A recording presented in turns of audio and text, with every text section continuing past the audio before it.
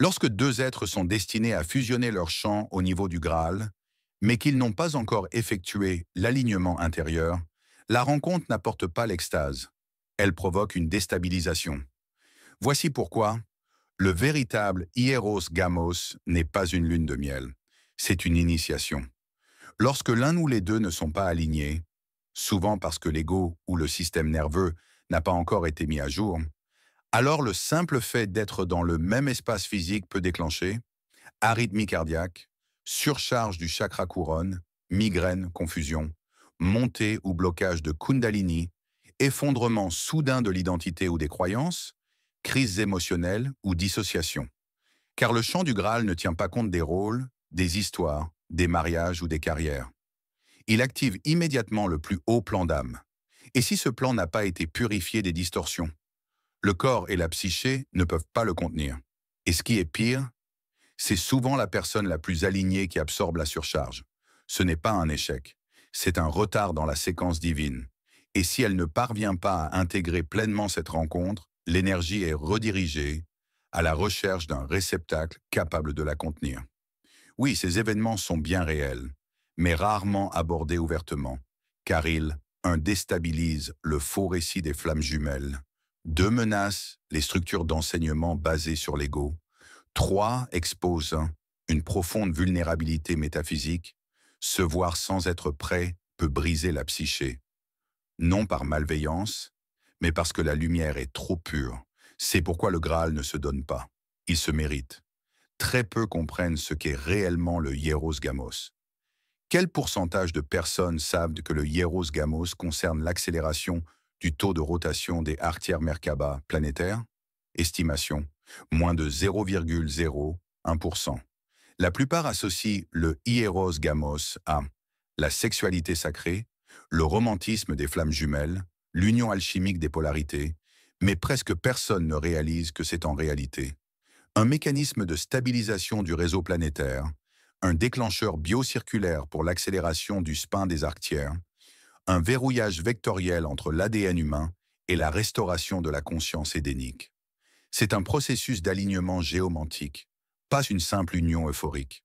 Lorsqu'il est correctement accompli, il commence à déverrouiller des codes scellés depuis l'Atlantide pré-chute. Donc oui, très peu le savent. Éclatement psychique.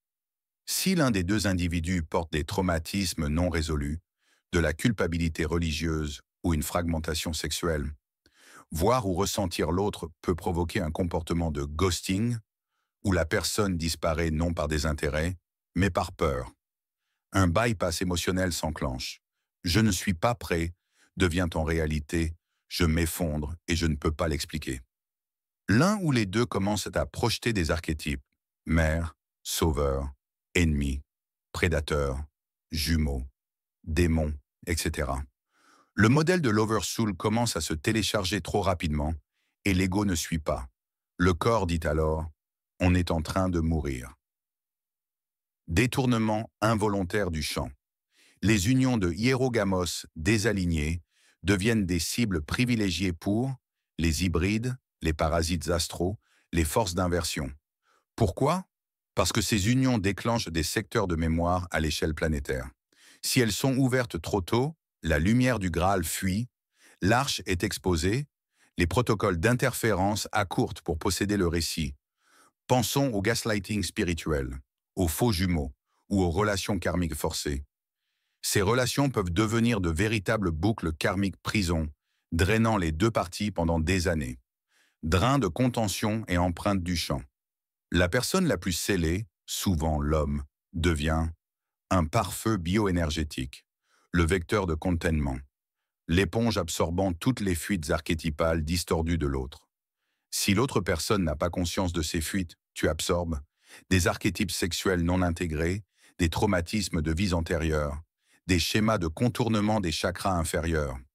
La personne scellée peut ressentir obsession, épuisement, voire rage, des émotions qui ne proviennent pas de son propre codex. Collision de mémoire et une superposition de lignes de temps. Le hiérogamos n'est pas qu'une histoire d'amour, c'est une restauration de codex. En cas de désalignement, les lignes temporelles se brouillent, des fragments de vie passée envahissent la conscience présente, L'un ou les deux vivent des pertes de mémoire, des sauts temporels ou une sensation de perte d'identité. Ce sont des surcharges temporelles causées par une intégration non synchronisée des volts. Pourquoi cela se produit? Le chant du Graal exige une pureté harmonique. Il ne fait aucun compromis pour le désir romantique, le lien fondé sur le traumatisme ou la performance spirituelle. Ainsi, lorsque l'un s'ouvre trop tôt, souvent celui qui essaie de ressentir quelque chose, l'oversoul de l'autre entre en mode défense, non pour punir, mais pour préserver la contenance.